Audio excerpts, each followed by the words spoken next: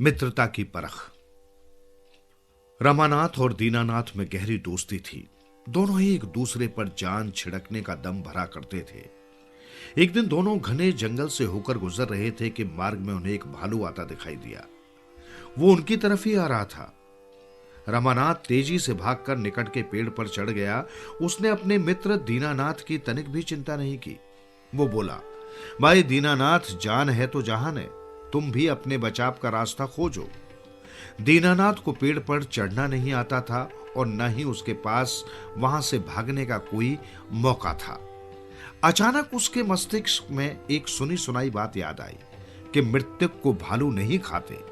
वो तुरंत ही सांस रोककर बेजान सा होकर लेट गया। उसने अपनी आंखें बंद कर ली। भालू दीनानाथ के पास आया और उसके शरीर को सूंघकर चुपचाप आगे बढ़ गया। जब भालू कुछ दूर निकल गया तब दीनानाथ उठ बैठा और रमानाथ भी पेड़ से नीचे उतर आया। उसने दीनानाथ से पूछा, भालू ने तुम्हारे कान में क्या कहा था?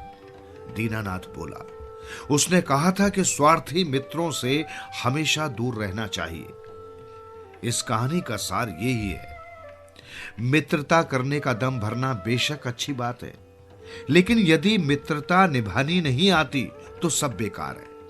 सच्चे मित्र की परख तो संकट काल में ही होती है। भालू ने बेशक दीनानाथ के कान में कुछ नहीं कहा, परंतु वो समझ गया कि रमानाथ से किनारा करना ही ठीक होगा। अतः स्वार्थी मित्रों से बचकर रहना चाहिए।